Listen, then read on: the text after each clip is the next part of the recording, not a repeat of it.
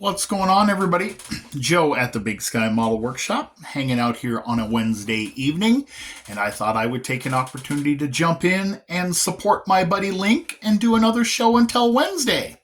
Of course, these are hosted by Link at Link Scale Models. Link is a fantastic guy, super nice guy. He kind of embodies what this community is all about enthusiasm and positivity. Super nice guy, really cool builder, just has a really cool story.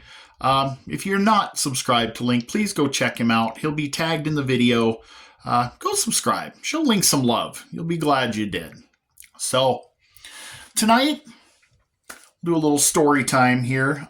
Sometimes in our lives, an event or an item or a person will kind of mold and shape who we are or how we got to where we are today. And in my case, it's a car. It's this car right here. So this photo is from 1995. This is my high school senior picture. And that skinny little weirdo with hair is me standing in front of my high school hot rod, which is a 1982 Buick Regal. So were it not for this car, I don't know that you would be hearing from me here at all. And I don't just mean doing models.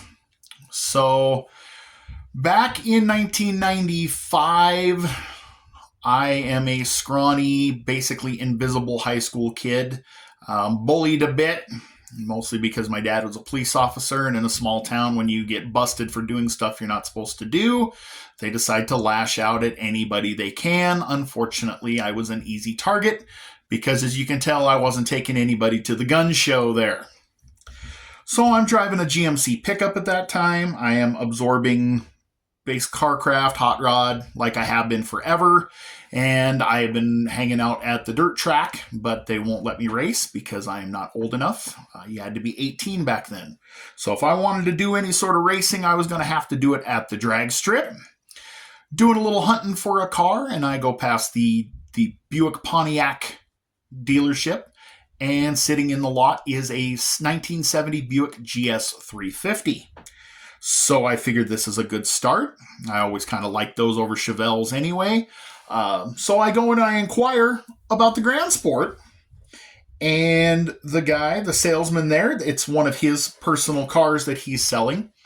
Get to looking it over and realizing it's a Bondo bucket. It was originally a green-on-green car that he had painted silver with a black roof, but the magnet wouldn't stick in certain areas, so not too interested in that, but he sweetens the deal and he says, well, come take a look at this. And at his house, he has this Buick Regal.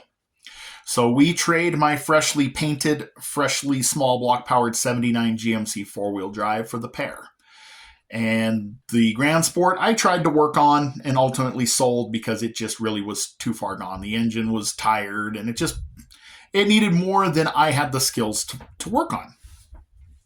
But this Buick changed my life. So this is a 1982 Buick Regal. It is a limited. It started its life as a diesel, and that engine had been swapped for a 472 Cadillac out of a 72 Eldorado.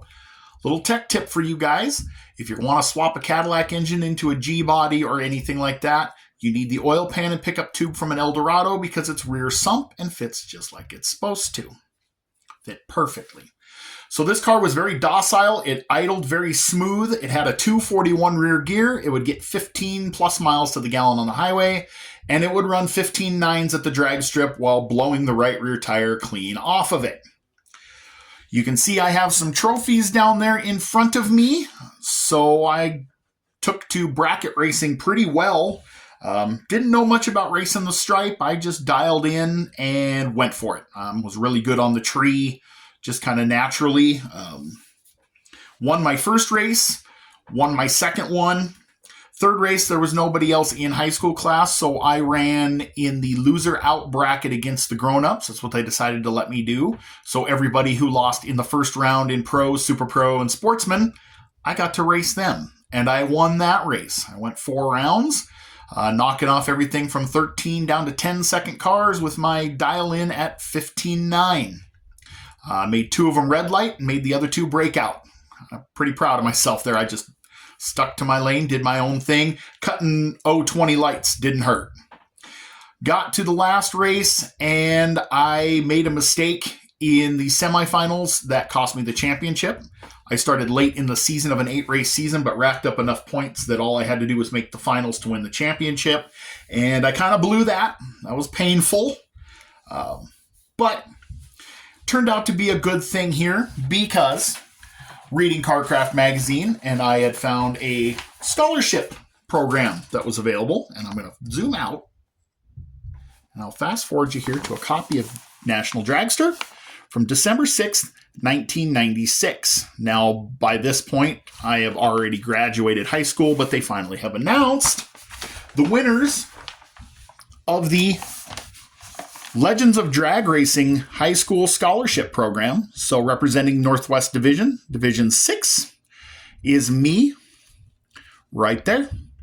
So instead of taking the career path that I would have, which would have sent me to a school to learn law enforcement and become a police officer like my dad, which is something that I think in the end I probably dodged a good bullet on, I had to use this scholarship at a vocational school. So I went to Votech and I learned automotive technology. I learned how to rebuild engines and do machine work. I learned how to rebuild transmissions and rear ends.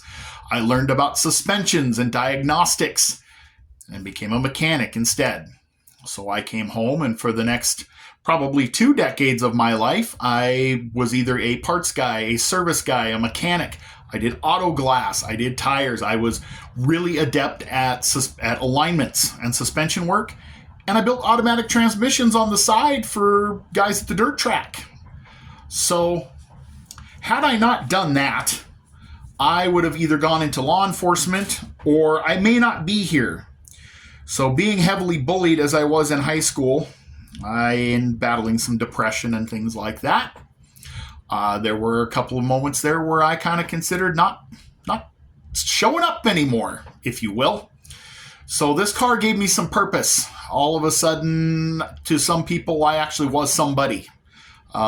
It was kind of cool. Like, hey, it's the kid with the Regal. Or at school, it was, hey, how'd you do this weekend? Like, I got noticed, finally.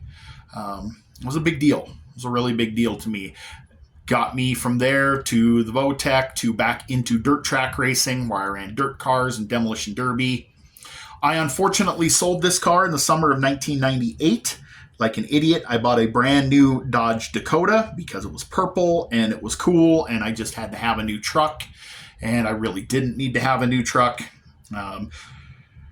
Sadly, I found the car in 2002. I found it in the wrecking yard. It had passed through a few hands in town. It had not been treated well. I had moved away. I found it wrecked. The engine, the shifter, the tires and wheels were gone. The interior was full of cigarette burns. I didn't smoke. The car had an immaculate velour interior in it. I mean, immaculate. Somebody had pretty well killed the right front of it. The frame was bent. I could have cried. I debated trying to buy the car and bring it home and revive it. But again, I lacked the body and paint skills to really do that right. Would I like to have another one? Sure. In its place, I've had several darts. I've had AMCs. I've had Javelins, Matadors. I've had Torinos. I've had a Grand Sport, a 442. But man, I would love to have that Regal. Someday I will duplicate this car in plastic. I have the correct tires and wheels on the shelf thanks to Iceman Collections. I have the correct shifter that I need thanks to VCG Resins. If somebody resin 3D prints or knows a place to get a kit Cadillac engine, I would love to put a Cadillac engine in this to build the first variation of it. And I got to learn how to make a vinyl top. It had that padded leather vinyl top. So the car did not end its life with the Cadillac engine. Pre-internet era, I didn't know that Cadillac engines aren't supposed to rev to 5,500 RPM. I just figured that was a good place to shift it because it sounded cool. The valve train on a Cadillac doesn't like to rev much past 4,500. So at the very, very tail end of that season, I dropped a valve. And instead of fixing the engine, which basically it didn't even hit the piston, I could have put new heads on it, new valve springs, honestly, and Edelbrock had just come out with an intake and gone back at it. Instead, we decided to put a small block in it. We put a 300 horse small block and a TH350. We put 373 gears in it. The car lost a lot of its charm and character at that point, and the best I could tune it to was like a 15.4. Mind you, we're at 4,200 feet of elevation, and I was on street tires. Basically the best that I could hope for with it. I'm sure had I run the Cadillac and shifted it properly, it probably would have ran high 14s really easily. So lessons learned. I learned a lot. I learned about tuning. I learned about the racing community. I learned about camaraderie, met a lot of really cool old hot rodders there that I got to know and got to hear a lot of great stories. Got a lot of inspiration from them that I carry to this day from the history of our drag strip and these old hot rodders. And I related well better to them than I did the kids in my class, that's for sure. So there you have it, guys. I will tell more about this car when I finally get to building this car. I'm going to have to gather a few more pieces. I've got a plan to put this car together in plastic. Probably won't happen this year, but when it does, you guys will see it, and I will tell you all about it and how this car basically molded, shaped, and changed the trajectory of my entire life to where I am today. So guys, thank you for listening to me ramble. I hope you enjoyed that. If I can find a couple more pictures here, I'll throw them on at the end of this video. I think I might have a couple, including the picture of the day I first won. It's a very tattered old photo.